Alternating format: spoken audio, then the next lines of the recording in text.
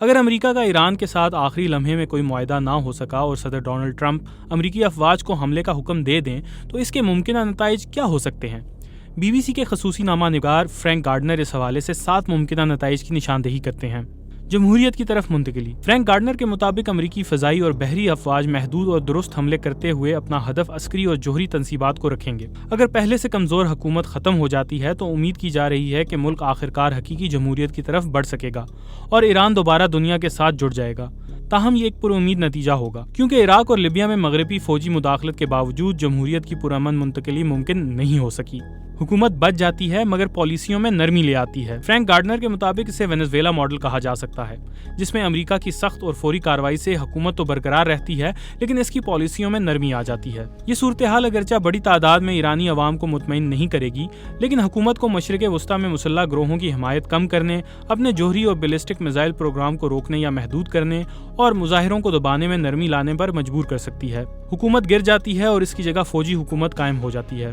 Frank gardener کے مطابق بہت سے لوگ سمجھتے ہیں کہ یہ سب سے زیادہ ممکنہ نتیجہ ہو سکتا ہے۔ اگرچہ حکومت عوام میں غیر مقبول ہے اور برسوں سے جاری ہر نئی احتجاجی لہر اسے مزید کمزور کرتی ہے، لیکن ایک وسیع اور طاقتور سیکیورٹی سٹرکچر موجود ہے جو موجودہ نظام کو برقرار رکھنے میں دلچسپی رکھتا ہے۔ ایران جوابی کارروائی میں امریکی افواج اور پڑوسی ممالک پر حملہ کر دے۔ اس پر فرینک گارڈنر کا کہنا ہے کہ اگرچہ ایران امریکی بحریہ اور فضائیہ کی طاقت کا مقابلہ نہیں کر سکتا لیکن وہ اب بھی اپنے بیلسٹک میزائلوں اور ڈرونز کے ذخائر کے ذریعے حملہ کر سکتا ہے، جن میں سے کئی غاروں، زیر زمین یا دور دراز پہاڑی علاقوں میں چھپائے گئے ہیں۔ ایران جوابی کارروائی میں خلیج میں بارودی سرنگیں بچھا دے۔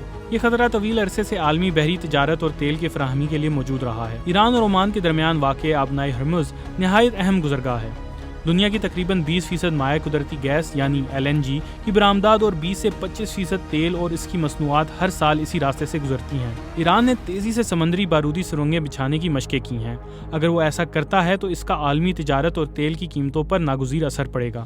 ایران جوابی کارروائی میں امریکی جنگی جہاز کو تباہ کر دے۔ فرینک گارڈنر کہتے ہیں کہ خلیج میں تعینات ایک امریکی بحری جہاز کے کپتان نے ایک بار انہیں بتایا کہ ایران کی طرف سے جس خطرے کی انہیں سب سے زیادہ فکر ہے وہ جھنڈ کی شکل میں حملہ ہے۔ اس سے مراد یہ ہے کہ ایران ایک یا کئی اہداف پر اتنے زیادہ بارودی ڈرونز اور تیز رفتار جنگی کشتیوں سے حملہ کرے کہ امریکی بحریہ کا طاقتور دفاعی نظام بھی بروقت سب کو ختم کرنے میں ناکام ہو جائے، حکومت گر جائے اور افراتفری پھیل جائے۔